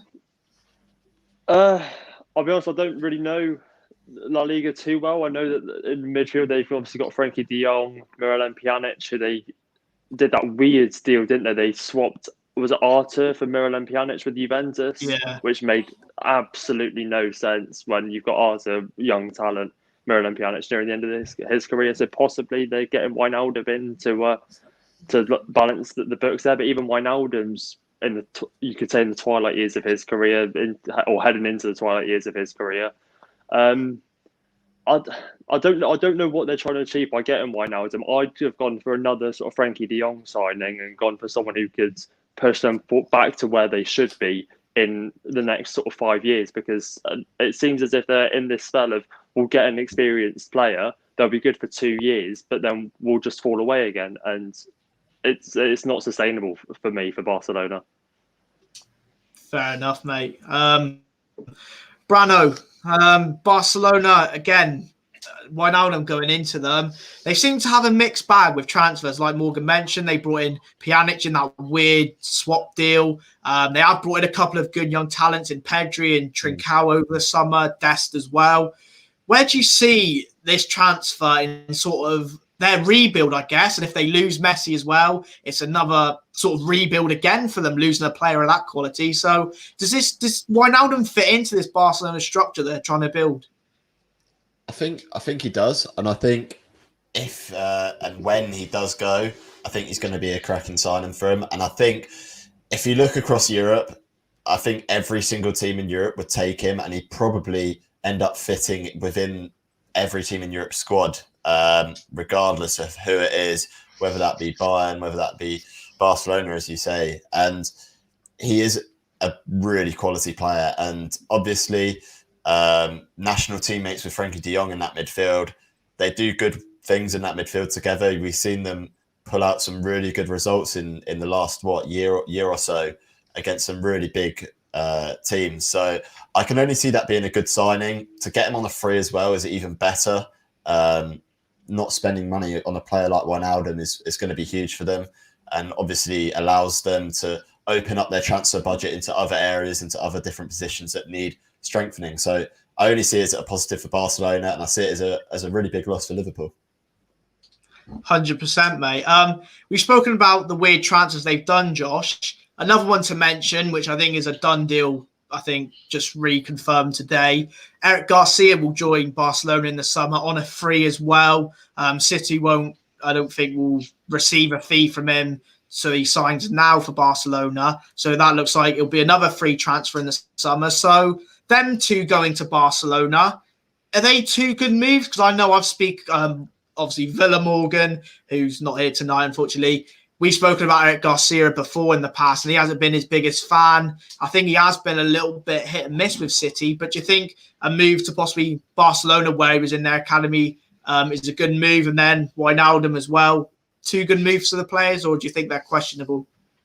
I think both moves suit Barcelona down to a T. I think Eric Garcia, he proves that how quality is that Pep Guardiola wants to keep him and is such a big fan of him. I think the issue for Eric Garcia is that there's about 4 or 5 centre-backs that are first teamers that he's got to fight ahead of. And that's just something that he's probably not going to be able to do, let's be honest. And Barcelona, for him, they're not really expecting much because they're not playing well right now. He's Spanish, he fits the bill quite well. So I think he'll go over there and play quite well.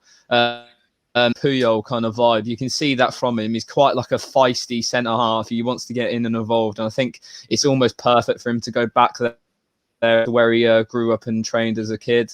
For Wijnaldum, I totally agree with Ben. I think anyone in the world, and I think Liverpool will regret letting him go, to be honest, and not giving them the money. He won't go under the radar, and I think he's probably one of the best midfielders in the world for what he actually does in terms of his box-to-box ability. He's so good going forward, but equally as good going back.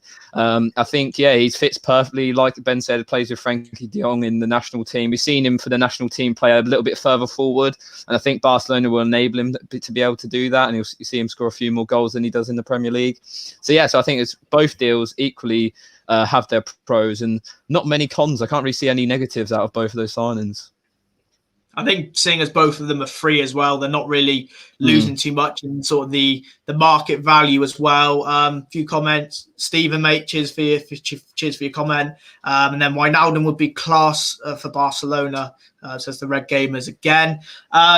Just to sort of finish up on and sort of draw the stream to a conclusion, we've still got pretty much half of the January transfer window to go. Romano's come out and said, the first few weeks, it's all about clubs trying to get to grips with what deals can be done. And then the second half of the window is when the deals do happen. For our respected clubs, we'll start with Reece and Liverpool. Do you think we've obviously, when Morgan's been on and when Josh, you've been on, we've done sort of the wish lists of, dream signing, realistic one going. We'll narrow it down to one player if you do think will come in, and one player you do think will possibly leave this window. So, Reece, we'll start with you. I guess the leave one might be a bit easy. Yeah, leaving Wijnaldum, and I guess a dream player to sign would be a replacement for him. So I'd say Ronaldo Sanchez, as I mentioned earlier. Fair enough. Morgan, before we do hear what you would like at Chelsea this window, we obviously didn't have you on for the preview of tomorrow's game, United against Liverpool. As a Chelsea fan, I don't know who you want to win out of this game, to be honest. How do you see it playing out? I mean, it doesn't really impact us at the moment. We're in 7th, so I can look at this completely neutrally, which is rare for a Liverpool-Manchester United game. I think the only way Manchester United win is you either hit early and then have something to hold on to, or you battle away for 90 minutes and get a late winner. Personally, I don't think either of those scenarios will play out. I think it'll be 2-2. I think it'll be very evenly, hotly contested, and that's the way I see tomorrow going. A lot of fire between the two sides. That's what I'm hoping for. A proper Liverpool-Manchester United game. Yeah, we've seen Chelsea win 1-0 against Fulham tonight in as what Lewis described as the greatest London derby to ever exist. Is this where you start to pick up some form again and really fire yourselves near the top of the league where you once was this season, and as you once was described, serious title contenders? We've obviously come off the back of our 2 wins, one a bit easier to get than the other, 4-0 against Morecambe, 1-0 against Fulham. This one was a lot harder to grind out. Fulham really sat deep, especially after going down to 10 men. We had to proper grind it, and it was just it fell to Mason Mount perfectly to get the winner. But this is a period now where we need to go back to where we were in October, November, picking up clean sheets, grinding out 1-0s and 2-0s, and just get that consistent get sort of 7-8 results where we're constantly picking up points, and we should be back around the top 4 picture. Fair enough, mate. Before we get your sort of say dream signing or player you think will come in this window or one you think will leave, we've got another comment. I'm guessing this is from a Liverpool fan saying Mbappe 2021. I think that is hugely optimistic considering Real Madrid are planning to get rid of a lot of their deadwood to fund the move for him. So, Morgan, before we do go to you, Reece, what's your thoughts on Mbappe 21?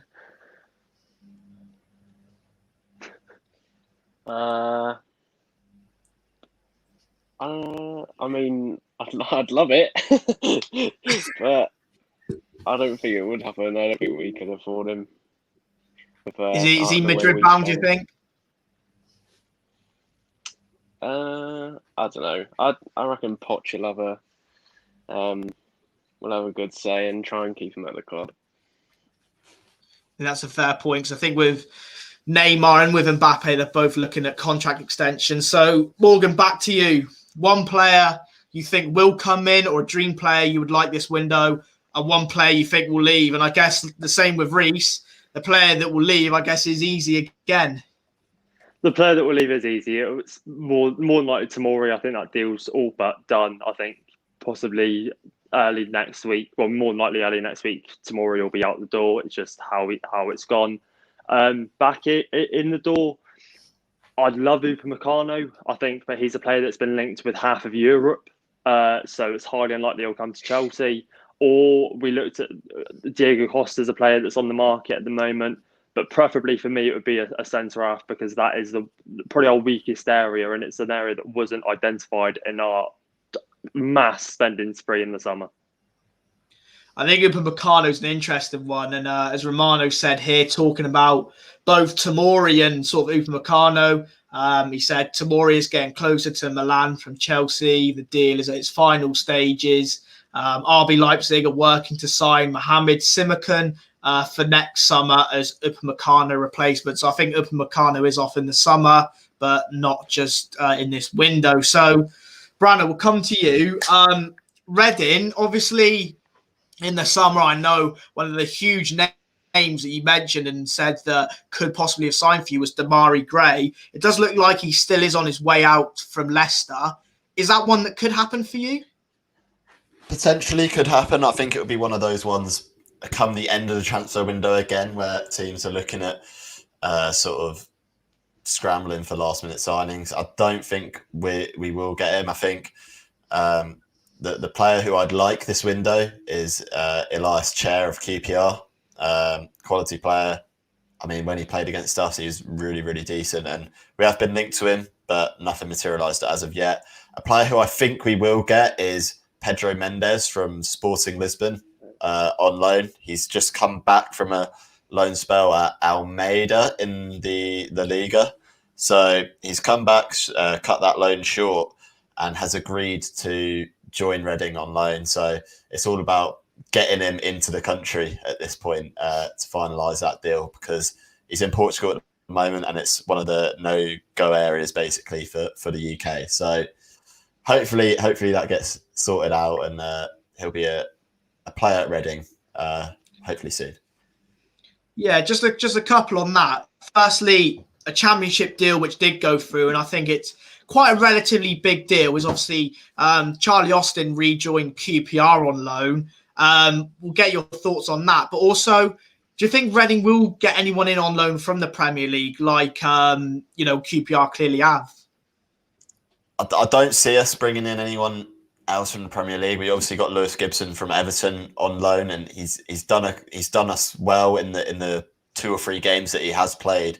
But I can't see us getting anyone from the Premier League. It's just with these new owners, with the management up in the hierarchy of Reading, it's not their sort of style to bring in players from the Premier League. They like bringing in sort of players from clubs like Porto and Sporting Lisbon. We've obviously got Esteves, a highly rated youngster from Porto, in on loan. So I can only see realistically Pedro Mendes being the only loan deal that we have.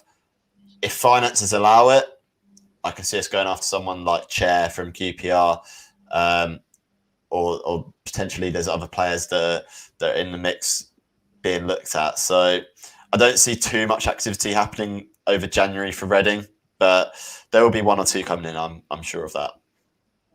That'd be interesting to keep an eye on, and if we do let anything slip through the cracks, you'll have to let us know. I'll be on it.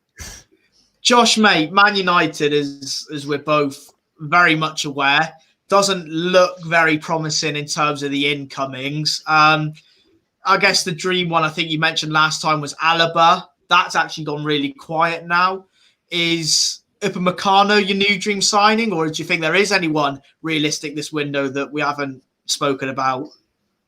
Nah, not this window for definite. I don't think January is one of those windows where you don't really see any big deals happening. It's more so just the small ones, the little dot the I's, cross the T's kind of moves. But yeah, Alaba would be unreal. Like, as mentioned last time I came on, I think he'd fit anywhere. Like, anyone would want David Alaba, let's be real. Another one, obviously not for January really, but like Wilfred Ndidi, I think if anyone was to sign him, player Jeff. Love a bit of him.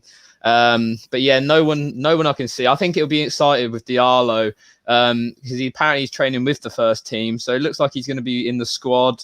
Whether he's on the bench or something against Liverpool would be nice to see. Just see him if he can even play at first team minutes. It'll be good, because if we're honest, no one really knows who he is and what he's about. So it'll be good to see what he does for us. And outgoings wise, I just think it should be Deadwood. It'll be the Jones, Rojo. Well, the thing with Rojo and Romero, you'd think they'd probably go abroad. And obviously, like Ben's mentioned, it just makes it 10 times harder with the current situation that we're on right now, getting players in and out with the restrictions to different countries. So yeah, so it'll be interesting, but it's always the summer that's the when the big guns come and leave. I think it's interesting you mentioned with Rojo there. I think Rojo is actually still in Argentina. He went home for Christmas and he's still there. He hasn't even come back. I think that's pretty much confirmed. So, if Boca Juniors pick him up. He was linked with Reading at one point as well at the start of December. He's been linked with everywhere, man. I was not sure about that one. I'm not going to lie, boys. Mate, I still remember the days of him and Bailly at centre half as an absolute madman of suicide bombers at centre back, man. What is that about? Unreal. You mentioned Diallo there, and I'm sure if Morgan and Reece does want to input on our new wonder kid, they can do. But it's interesting because Solskjaer has come out and said that he is obviously training with the first team, and he's going to make his debut this season. Whether it's against Liverpool this weekend, Liverpool in the FA Cup, or later on, it does look nailed on that he will come in and possibly be on the bench for a few games. Do you think he can even come on against Liverpool tomorrow or even next week in the FA Cup? Is that to me? Sorry. To you or to anyone? It's up to anyone. To anyone. I think I'll just answer it quickly. I think he probably could fit into our squad. I reckon he's going to be good competition for Greenwood, because we saw Greenwood post lockdown, great, unreal player, scoring goals, getting assists. Like, he was playing unbelievable. But this season he's dropped off a bit, and I think that's due to just no competition for him really. Like, who's he got to really challenge him? Like, obviously, I don't think he knows Rashford's not like he's not on the level of Rashford yet. We've seen a lot of off-field stuff with him this season, so I think Diallo coming in could really challenge him. Obviously, just as talented as we've heard, so I think that's maybe the reason why he's in, and those two can fight for the space on the right hand side. Yeah, I think that's a good point. I think Pellistri will be an interesting one as well. Unfortunately, didn't make the squad against Watford because of COVID. I guess Morgan, Reece or Brano, do you expect anything from Diallo this season? Obviously, youngster, a lot of hype, a bit of potential, a huge fee. But apparently he is, he could be the real deal. I'm not going to say he is because he's a young lad. Do you think there is anything in this kid we've signed, or as always, as Reece has probably said, a nobody that United have signed? Well, I don't think. Sorry, go on, Barry. Go on, Morgan. Go on. All right. I don't think United would have signed him if he's a nobody that no one's heard of. I think they've put actual effort into this, and there's clearly something. I'd never heard of him, but whether we see anything of him, I don't think we'll see anything of him tomorrow. I don't think we'll see anything of him in the FA Cup. I think his chance will come in the Europa League, because that's probably the one competition out of the two that you're going to put less into, because I think you're in the Premier League title fight. You're probably going to go for the FA Cup because it's a good chance to get silverware. So I'd expect weaker teams and a chance for him to make a name for himself in the Europa League. Fair enough. Brano will head over to you. I think it's interesting what Morgan said about the Europa League, because I think that would have been his best chance. But then United go and draw Sociedad, who aren't exactly, farmers from Bulgaria, are they? Yeah, I mean, there must be something about him. There's been a lot of excitement coming out of there that suggests that he is something quite special. And I know a lot of United fans have quietly gone about and said, you know what, this could be a cracking signing. It's a lot of money to spend on that, and that's the risk that United have made there. And as I said about the Sancho situation, like that's the spare 40 million that you're looking for to potentially get him in. So could he fulfill the potential that Sancho maybe would? We're not too sure about that yet, but a lot of people are going to be skeptical about the deal, and a lot of people, and I imagine a lot of top six fans, are going to write him off very early on for the price tag. And maybe that will be a benefit for him, so he can go onto the radar and quietly go about his work and build his way up to the first team. Like Morgan said, it's not going to be an instant impact, but over the next 2, 3, 4, 5, 6 seasons is where you're really going to judge him. Well, we'll go to a top six fan that could potentially write him off. Reece, mate, thoughts? Is he better than Salah already?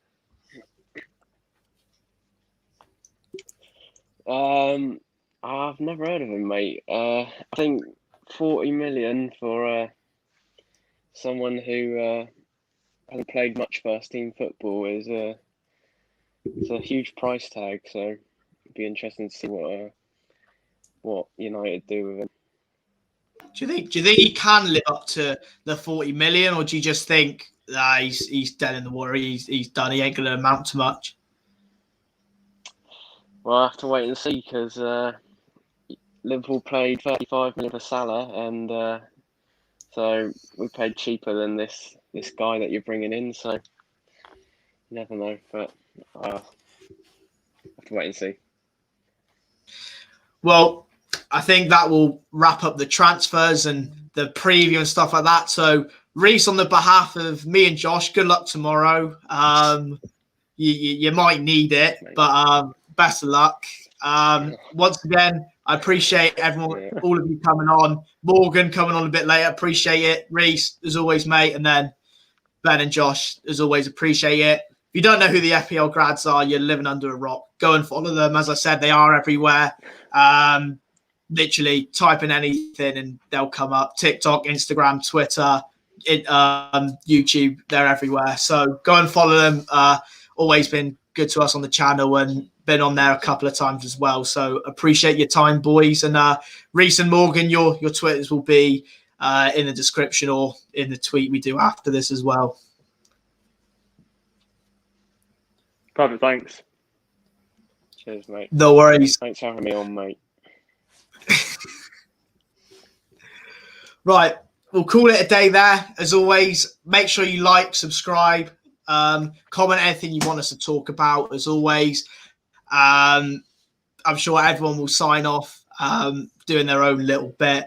But thanks for watching. I've obviously been Braden doing this. I've been Ben from the FPL graduates. I've been Josh from the FPL graduates. I've been Morgan, the latecomer.